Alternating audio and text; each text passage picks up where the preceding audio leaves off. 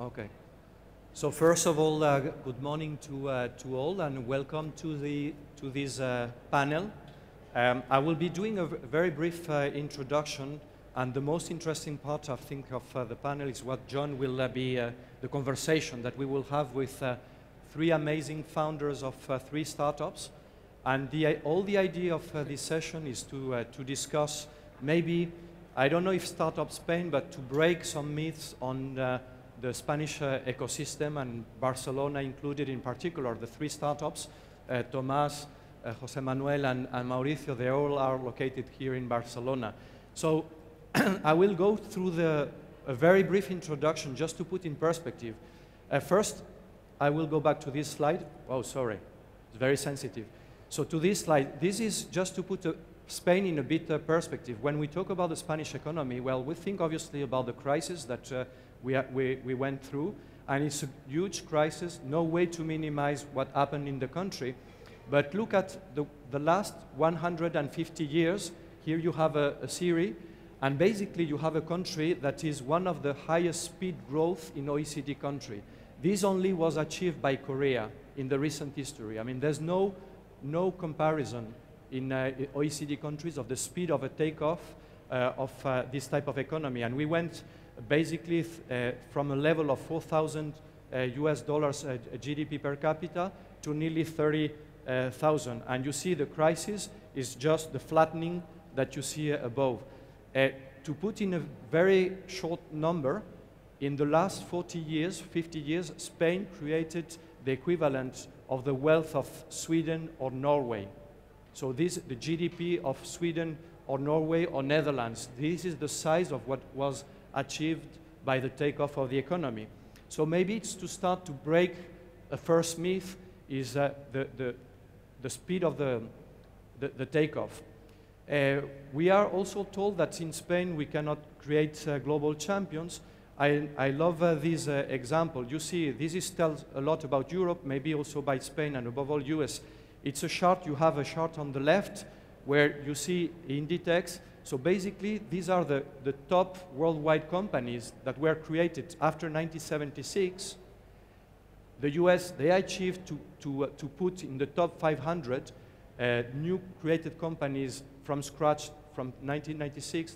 They managed to put on the scene basically 20 companies. You know all of them, Google, Amazon, and so on. So this is what the US machine managed to achieve, and it's pretty impressive. What is also impressive is that we Europeans, we are unable to do that on that scale. And there's only one new top 500 companies that was created since 1976 in Europe, and this one is Inditex. It's Zara. For the foreigners that know more about the brand, it's Zara, it's Inditex. The other example, and I've been told to talk about eDreams, not Odigeo. I love, you will listen to the story of Mauricio, of eDreams.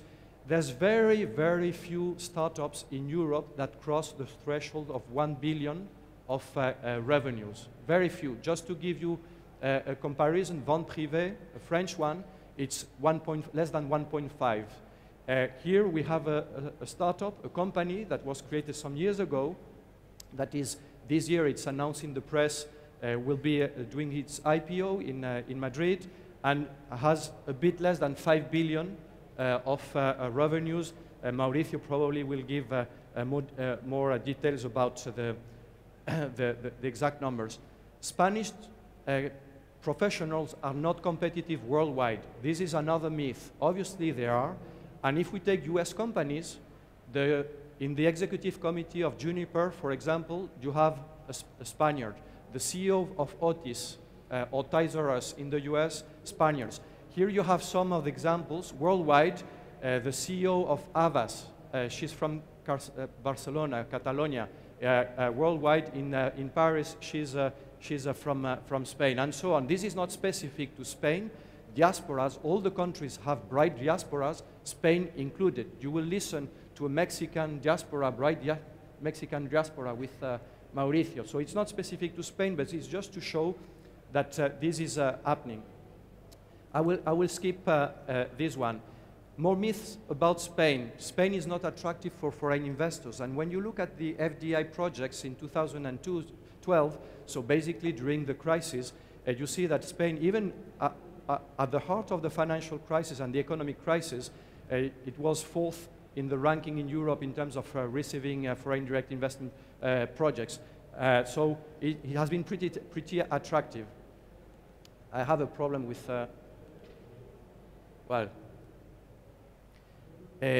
not attractive even with big investors. Well, sovereign wealth funds are also looking to Europe, are looking included in Spain. In 2011, the first recipient of direct investments in Europe was Spain for sovereign wealth funds, which is a bit like surprise. And I mentioned sovereign wealth funds because they are looking more and more to the startup scene.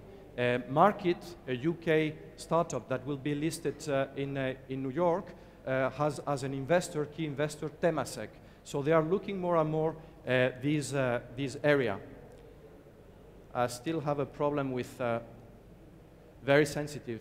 There's no tech innovation. We don't attract international investors. Here you will have an example with Thomas from Softonic, that it's probably one of the most interesting, amazing operations that were conducted last year with Swiss investors that enter in the capital of Softonic. But we can take other examples. Everis, which is a consultancy, tech consultancy, they were, in this case, bought by Japanese, and so on. Here you have a lot of the operations of last year. Japanese investors that took over Waki, for example, here in also in Barcelona, and many others operations. We are not a destination for R&D centers, so this is another myth that we should maybe destroy or can destroy.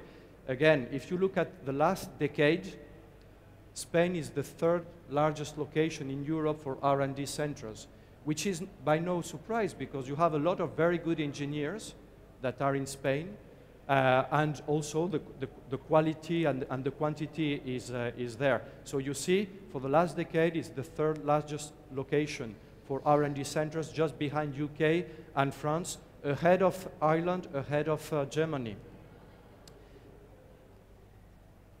So Spain is not able to develop global leading tech solutions. Well, you have plenty of companies that are here. I'm the only one guilty for what you see in the slide, so it's my own, let's say, own ideas, to put it that way. No responsibility for the ones that are in the scene. Grifols and Abengoa, two Spanish companies, they started listing in the NASDAQ. So during the crisis, you have companies that started the listing in the NASDAQ. There's less than 20 European companies listed in the NASDAQ. So in the middle of the crisis, you have two Spanish that came. There's others that are thinking to go to the NASDAQ. One of them may be ESADE, maybe others that you have here with a point of interrogation. Others that are listing already. One of the largest IPOs in Spain and one of the largest in Europe will be a tech company, eDreams. You have also operations of M&A or of acquisition of a listing. Telecom companies like Justel or Ono, that Justel was founded by Martin Vassarsi, that was here also in Barcelona. Technology is not used across Europe, and I speed up. The Indra, which is a tech company listed in Spain, well, the air traffic control in Germany is done by this company, and you have many other examples. In the travel and tech sector, Amadeus is #1 worldwide. And I will end with this one, because maybe to give a flavor, we are near lunchtime. So it's also to say that obviously you have a lot of innovation that is also coming from traditional sectors. Here we will be talking about technology, startups, internet, and so on. But also you have very traditional sectors like food. Food and technology is very interesting. Things that are going on, and if you look at Spain, well, one of the best chefs in the world, the first is from here, from Catalonia. The third is from Basque country, from Mugaritz, San Sebastian. San Sebastian in the north of Spain is the largest city on earth with the highest density of per capita of 2, 3, 1 stars Michelin. So just to say that we should not also forget that innovation, technology, yes, it's linked, but also even traditional sectors. And I will end here. I think the best is to go directly to the panel, to maybe John, you take the floor, and to have the conversation. This was just to put in perspective. Thank you. All right, guys, welcome to Spain. I hope you enjoy it here. I'm John Biggs. I'm East Coast editor of TechCrunch. I'm John Biggs, East Coast editor of TechCrunch, which in my case means that I cover everything outside of California. So the East Coast is everything that goes east, and then you go all the way around the world. So you guys are part of my thing, and thank you guys very much for bringing me here. So right here we have Mauricio Prieto, co-founder of eDreams. Did I get that right? Yep. There we go. Jose Manuel Villanueva, CEO of Privala, and Thomas Diago, CEO of Softonic. So, what do we want to talk about? That was a wonderful boosting thing for Spain, right? It was great.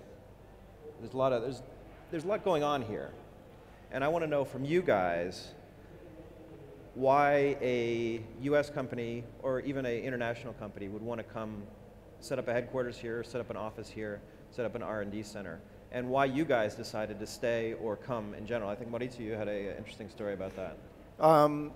Yeah, well, in our case, Javier Pérez Tenesa, James Hare, and myself were in California before we came to Barcelona. Javier at the time already was thinking about starting a travel company in Europe, focused in the European markets.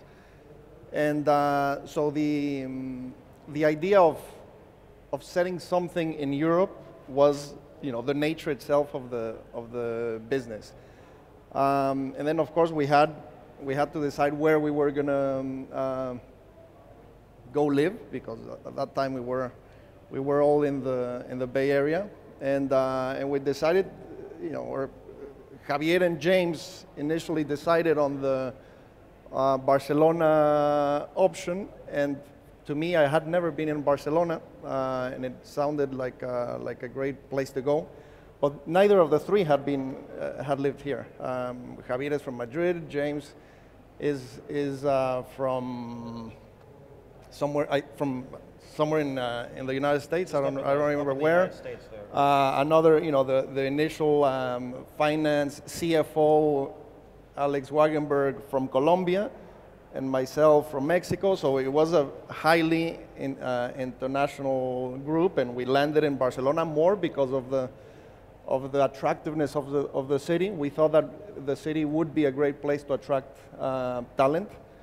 Our idea from the very beginning was that we didn't want to start a local company. We wanted to start an international company that competed with the biggest global companies, and for that we needed to attract the best talent in the world, and we thought Barcelona would be a great place to start.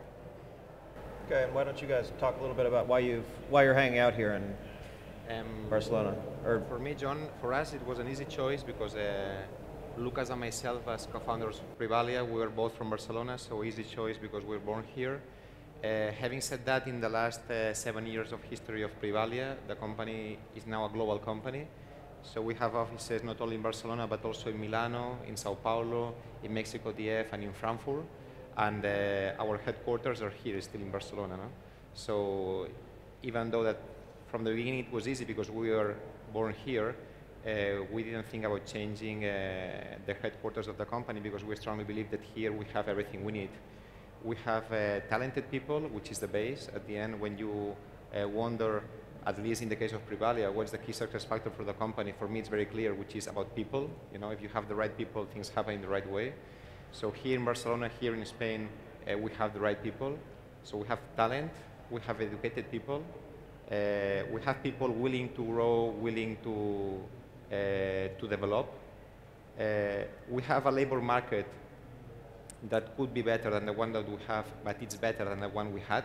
Okay, so we have a labor market, I would say, good enough. We have a fiscal situation, I would say, again, could be better, but it's not that bad.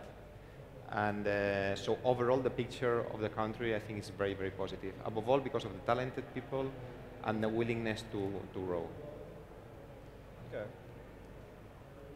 In my case, I was born in Barcelona, so I think we ended up being based in Barcelona because of that. But after traveling to many countries, as José Manuel Villanueva mentioned, you realize that Barcelona is not only a great place to live, it's one of the best places to live, but also a great place to find good talent at a cost which is not as high as it would be in the US or in the UK. So I think the ratio between quality and price is really good in Barcelona. If I was a US company, I will definitely have my European headquarters in Barcelona. And why? Why is that? Because in our case, 45% of the staff we have worldwide is not Spanish. It's not from Spain. We are able to attract people from Italy, from Germany, from Ireland, from the Eastern Europe, and they are very happy to come to Barcelona to work. And if we're based maybe in Germany, some people might not go to Germany only because of maybe the weather, for whatever reason. But Barcelona is very attractive, and it's going to become even more attractive as time goes by. This is my feeling, that Barcelona is very trendy. So it's a great place to live and a great place to work. So I guess we did a lot of boosterism. We talked Spain up a little bit. But if you had the president right here, what would you tell him that needed to be changed here to improve situations for startups and entrepreneurship? And maybe you can address that. Well, there would be many, many things. I don't know if I can be listening. So many things. One of them, I mean, maybe if we go with this idea of the attractiveness of talent, I mean, more data. If you take even, well, Barcelona, Madrid, other cities, you have even Americans that come here to settle the companies. The founder of 20, Zarin Denzel, he's from California. So you travel from California also, Zarin also. So it's very attractive, not only within Europe, but even abroad. Martin Varsarski from Argentina is one of probably the best entrepreneurs within the country, a serial entrepreneur. So you have this capacity. I go back to the business schools. ESADE Business School, there's others, ESADE, EE. So you have two top worldwide business schools located here in Barcelona, by the way. 90% of the MBAs that goes to these business schools are foreigners. So you attract. We should maybe more aggressive in retaining also. So to have better conditions, labor conditions, visas. I mean, we have been pushing a lot for the startup visa there, and it's very easy, you know, because people naturally, they want to come. So you don't need a big push. The quality of life, I mean, this is unique. The cities that you have, the quality of life you have, there's no sun in Helsinki, less than here. You don't have the seaside. So this is also an asset, and it's true asset. So we should put it upstream, I mean, and align maybe with the others that are around in terms of labor laws, fiscal laws, startup visas. So you are much more able to build on a very strong asset, which is forever here, which is related to what you also in the US they have in California, the quality of life. So this, I think, would be the major, and have instruments to attract and retain talent that anyway is coming. So my dream would be that we in Spain, it's not only, you know, the tourism, etc., which is nice. A lot of people want to come for tourism, but it would be wonderful that even more foreign entrepreneurs want to come here, to settle here. Venture funds, obviously. Angels, business angels, if you want to retire once you did your IPO in a Scandinavian country, come here. By the way, some are doing that in Malaga, in Barcelona, in other cities. But we should have a systematic strategy, and we are not yet there. So what would be the biggest friction, I guess, for you coming in from California or Mexico? What was the biggest friction for you to land here and start the business? And this might be a few years ago now, but what are you seeing when you talk to current entrepreneurs? I mean, I wouldn't say that. Okay, I cannot think about specific frictions. I think that, you know, from the moment we landed, we were just like very focused on the product, and we didn't have that much time to look at the environment or other things. We We were just focused on building something. I think that I'm always a little bit skeptical about asking the government to help in anything.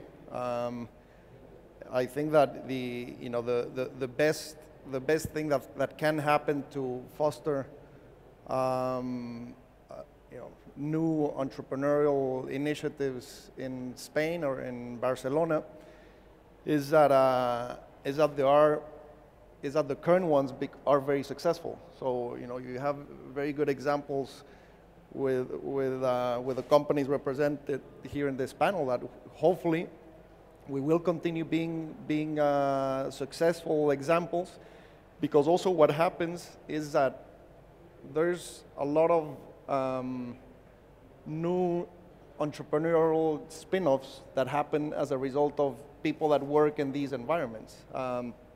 In the case of eDreams, I think that alumni of eDreams that have left and started their own things. I mean, it's probably like 15 or 20 startups that have happened as a result of people having an experience in eDreams, and then they have left.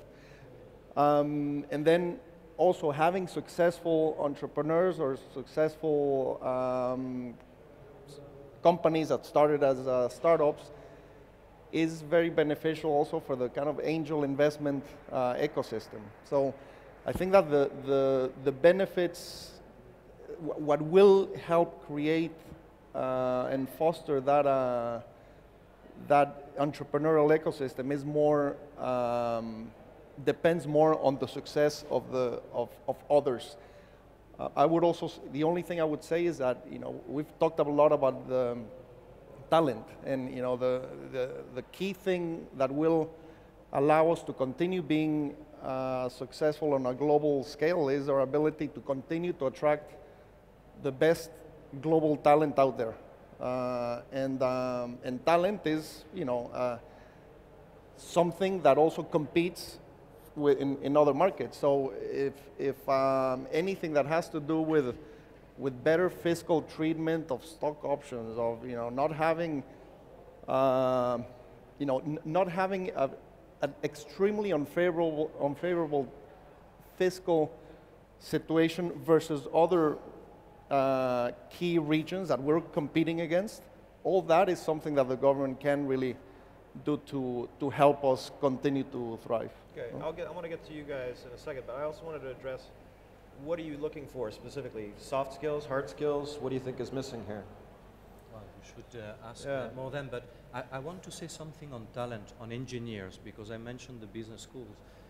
Spanish engineers are very, very good. I mean, there's a program called Talentum Startups. I've been involved in that, and basically, we took 100 of them, engineers, Spanish engineers, went to the campus party in London, where there's 10,000 of them, okay?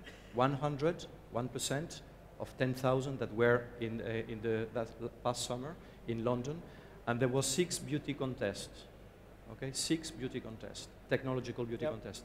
They won in the 6, the 100, the 1%, and in some of them, first, second, third.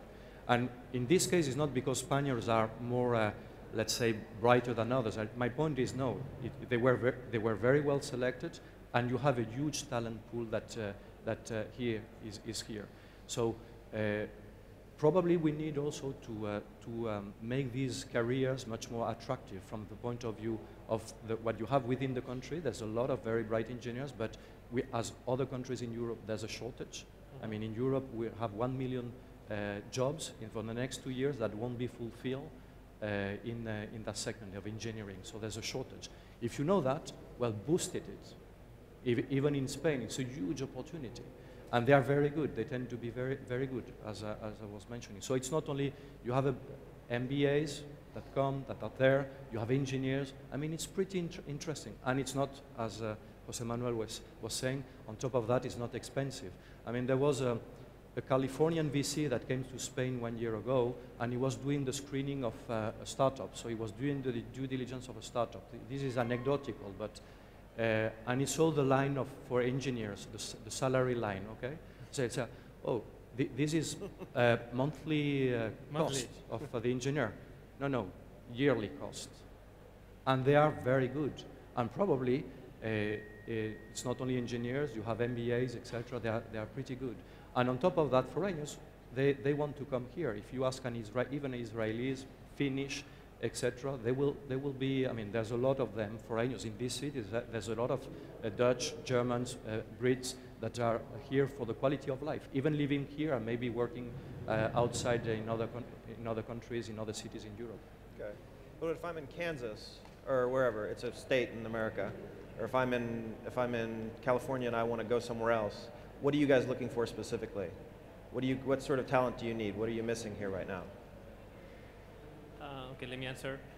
We're looking mainly for engineers, as many internet companies. For example, this year we're planning to hire around 125 people, and of these 125, 40% are engineers. So we are always looking for more engineers. We have always been behind in what we needed to have to speed up our product development. That's why we started like 4 or 5 years ago a program called Software University, where we invite engineers who just finished university studies to be trained in Softonic for 6 months, and if they pass different exams, after 6 months they join the team in Softonic. And thanks to this program, we are able to hire every year more than 10 engineers out of the 40 that we might need every year. So we're creating like La Masia in Barça. Maybe you heard about Barça football team. They train young people to become successful football players in the future. We're trying to do that for engineers in Softonic. So engineers, this is a world problem, and I think the US has addressed this problem. They're trying to address it. Actually, Barack Obama has been involved in videos promoting that the people should be engineers. We need more engineers. I haven't seen that in Spain.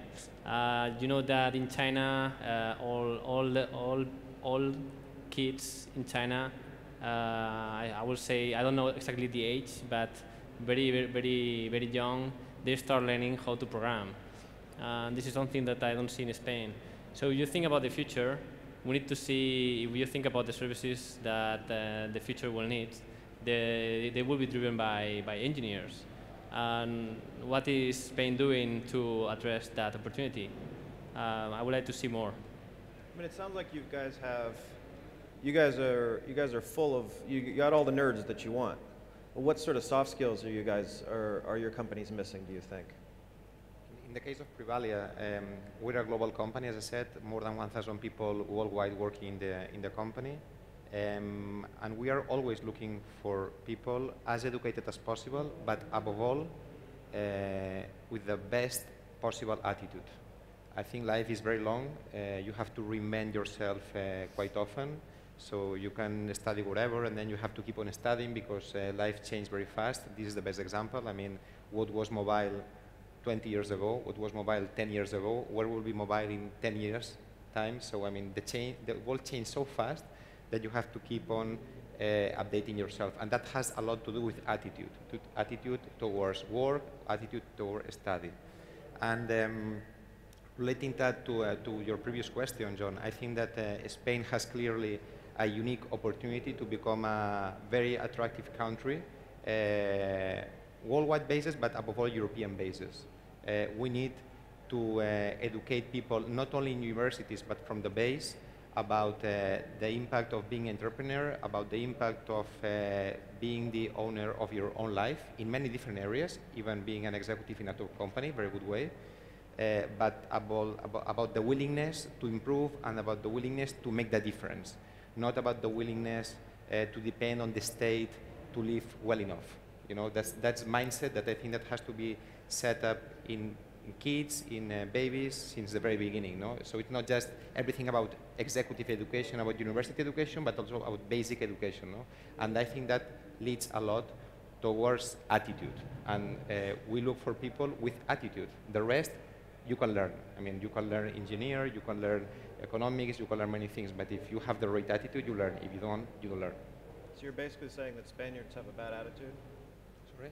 You're saying that Spaniards have a bad attitude? No, I think that Spain can work to improve To the improve attitude. the attitude. I think Spain has a very strong base, but if we want to become like to take advantage of the very good opportunity that we have, because for everything mentioned, that we have a very unique geographical location, that we have a strong base with a good enough labor market, with a good enough fiscal situation.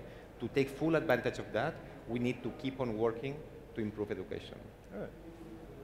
So I've been all over the world and I've seen all these ecosystems grow up, and there's always some sort of seed crystal that is required for an ecosystem to blossom, I guess. And it's clearly already, things are definitely coming out of here in terms of business, but in terms of entrepreneurship, in terms of almost the theater of entrepreneurship, which is something that every environment has to have, this sort of 3-act play where I'm a guy sitting in a cubicle, I hate my job. The second act is I decide to start a company. The third act is that I get funded or I fail. What are you guys doing specifically as companies, as CEOs, and I guess also as academics to encourage that sort of thing? You said we need more education, we need more STEM, we need more the expectation that entrepreneurship is a possible job. But there's, for every guy who wants to be an entrepreneur, there's 10 guys who want to sit in a bank all day, eat his lunch, and then go home and come back the next morning at 7 o'clock and do the same thing until he dies. What are you guys doing specifically to change that perception?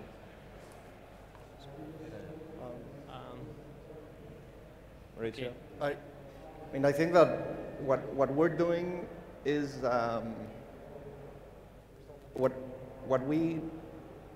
mission in life is to create, you know, a global company. Today, eDreams Odilio is the largest retailer of flights online in the world, and we will continue to try to innovate and to continue competing successfully in this sector, and that's what we do. We're not in here to, you know, create an ecosystem.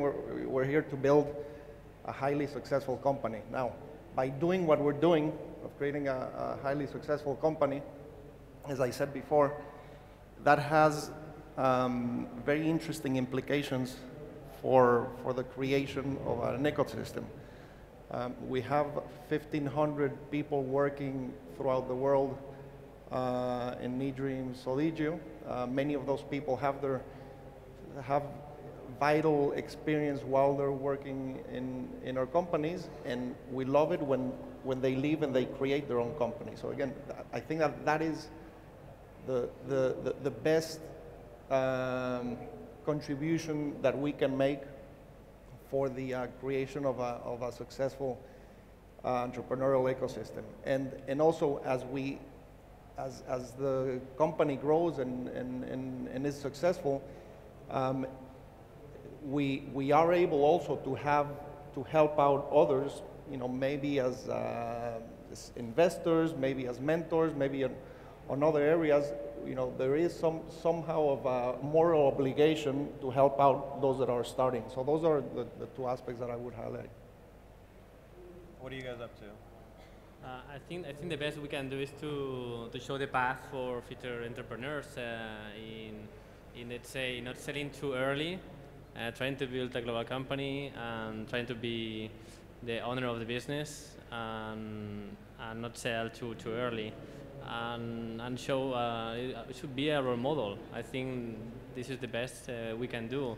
Try to be successful with our company, and then of course exchange our experiences with future entrepreneurs. For example, today is a good example. No, trying to share what we learn and how we see the future. And personally, I am involved in funding of startups. So I invest some of my money in startups. So if people need money, they come to you, right? So this well, is the guy right here. I'm not responsible of filtering the investments, but I invest through a vehicle, through a company. Don't be modest. They'll come up to you in a little while. Just hand out checks, and I guess you'll be set. And what are you guys up to in terms of outreach? Well, we personally also have invested in several projects. We also invest time in mentoring because we strongly believe in leading by example, either from a business perspective, also outside. So we always have the time because that's our pleasure to support and to help people, as many others supported and helped us when we started. No? Again, I think that we always need to keep on learning, and I think also being in contact with entrepreneurs, being in contact with fresh people, fresh ideas, I think it brings you as much as you may bring to the other side. Okay. And what are you up to as an academic, I guess? Well, I was just taking notes of what they were saying. I mean, just to do some. I think it would be also interesting to listen Mauricio, but more them than myself. But the related to the funding, I think we have two big issues. I mean, one is not specific to Spain. It's, let's say, more specific to Europe. We talk always of the equity gap. There's a huge equity gap when you go up 1 million for the funding. If you take Spain, last year, 93% of the deals of investments in startup scenes were below 1 million. Here you have clear example, and obviously Thomas and Softonic is a clear outliner there, but it's rather the exceptional. It's still rather the exceptional. So you still have here a gap. At the other extreme, at the business angels side, what they do, I mean, beyond putting money, much more important is that money is smart. And here in Spain, you have money. So even with the situation, and in general in Europe, you have money at the very infant stage, but it's not always very smart.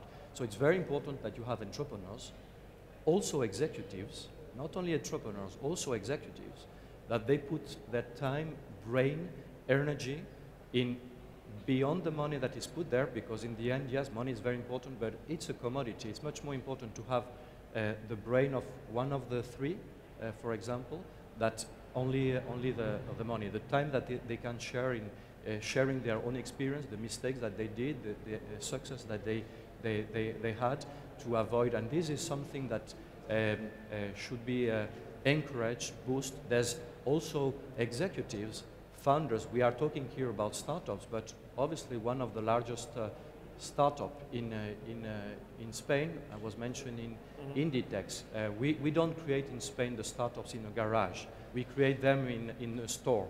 Inditex was created in a store in the northern of Galicia, and you have people, in this case was more the wife of the founder, she was also the founder, that was also betting on startups, on ventures. You have another very well-known entrepreneur in Spain that creates a huge company called Mercadona, Juan Roig, in Valencia. It's more than 100 employees, 100,000 employees. They are also entrepreneurs, obviously, and they put some of their own wealth also in other startups. And it's very important because you start creating role models of business angels, investors, role models, even much more important, of successful entrepreneurs. So what they will be doing this year, next year is very important. But you give also, you put that more under the light, on the spot. So both the business angels and the entrepreneurs. Okay. I mean, I think one of the things that we see when we talk about Europe, when we talk about startups overseas anywhere, is you sort of have this copycat effect where all the big money goes to these rocket guys or some guy who makes another Facebook that works better in Poland versus Facebook itself. And you see a lot of this, and it's slowing down. It's definitely slowing down. So that's interesting to see. I guess the perception is that all these guys want to go to the Valley. What are you guys going to do to make the Valley come to Europe? Everybody in this room wants to go to the Valley. Everyone wants to go out to California, live the dream, put on a Zuckerberg hoodie. Why should the Valley come to Europe? I guess one or two sentences, because we're almost done. Well, I think there is one reason why someone from the Valley will move to Barcelona is if you're looking for a startup which will need a lot of engineers, I think you will find good quality at a much lower price than they will pay in the Valley. And I would say that you will also find more loyalty in Barcelona or in Spain in general than in California, where there are so many different companies that you can work for, the competition is fierce. So unless you are really, really attractive with a lot of funding, with a very innovative product, it's very likely that you will lose the engineers at some point. While in Barcelona, there are not so many companies in Barcelona compared with Silicon Valley or San Francisco.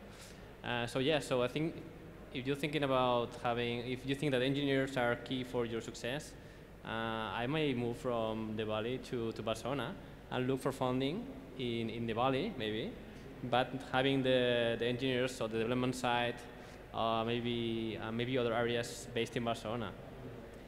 I don't want to go to the Valley. What's that? You don't want to go there? I don't want to go to the Valley. I'm fine here. You know, I like the US a lot. The Valley is very nice, by the way. But I'm fine here. I want my company to go to the wall. And the wall is much more, of course, than US and much more than the Valley, no? But I think that Barcelona, Spain, is a very good place to build a very strong and successful business. And these are examples of those. And I think that from Spain, from Barcelona, we can manage global business. And I think there are many good things in the Valley that we can learn here and that we can apply here, like the VCs ecosystem, like the universities ecosystem, like many fiscal situations that may be very worth to apply here. But I think I'm sure that Spain and Barcelona are a great place to build business.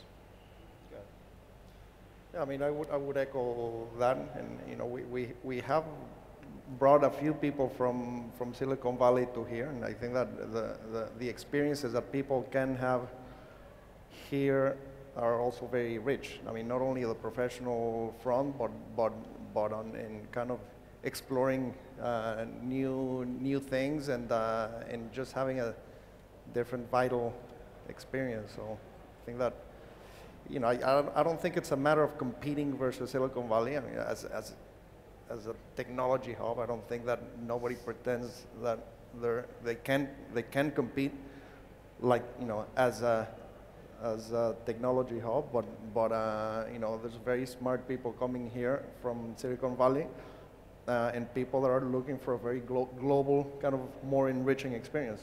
So, but you know, it's a very personal decision. I mean, just to add something on what Jose Manuel said, I mean, the world expanded.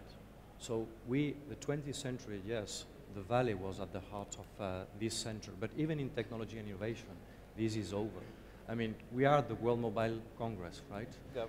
The largest provider of the telecom industry is not anymore a US company, it's a Chinese company. Mm-hmm. The largest provider of handsets is not anymore a Finnish company, it's not anymore a Nokia, it's a South Korean one. The largest provider of PC on earth is not anymore US, is another Chinese. If you take on the top 10 internet company by market cap, 2 are already Chinese. The 5th largest, this example is a wonderful one, is the 5th largest market cap is a Chinese company, Tencent, just behind Google, Amazon. And by the way, 40% of the owners are from South Africa. So this is the new world. And this is very interesting because it means that you don't need anymore to be at the center, because there's less and less a center and a periphery, also in innovation and technology. So you can build a global company from Shenzhen, from scratch, or from Barcelona. The costs of deployment are lower. Obviously, you have places where it will be better, easier, etc. But it's not anymore a massive barrier. And we see it in even the telecom industry. One of the largest mobile companies, telecommunication companies, they are Mexicans, they are Chinese, from Asia, Malaysia, Singapore, and so on. These guys still want to go out there. They're still going to want to. They're still going to leave. So what are you going to say to make them stay? The In-N-Out Burger is beautiful in California. It's really good. That's why they want to go. It's a whole cultural thing. So what can you offer in terms of cultural change? We only have 52 seconds, so make it quick. Why I don't want to live in the Valley? Well, yeah, I guess you're right. I think it's fine to live for some time, but it's not about living. It's about having a business, no, and having a successful business. And I already mentioned the advantages of Barcelona versus the Valley. I wouldn't move our headquarters to the Valley, so I'm not moving. And I just want to add something. We have 20 seconds. I mean, we are talking a lot about Silicon Valley. Everybody's getting obsessed with the Silicon Valley. I think that we should get a bit more obsessed with where you are coming from, which is the other coast. I mean, sure. Europeans. New York, Boston, the startup scene in New York is amazing. So, and for Europeans, is also closer. It depends the type of company that you have. Obviously, there's companies, if you want to build a service for a social network, go to Silicon Valley. But maybe other type of companies stop before, because New York is also very interesting. In the US, it's probably the most fascinating startup scene right now. All right, well, there we go. That was perfect. This was great for me because it sort of gives our readership and gives the rest of the world a little idea what's going on out here. Thomas, Jose, Mauricio, Javier, thank you very much. Let's give these guys a round of applause. Thank you.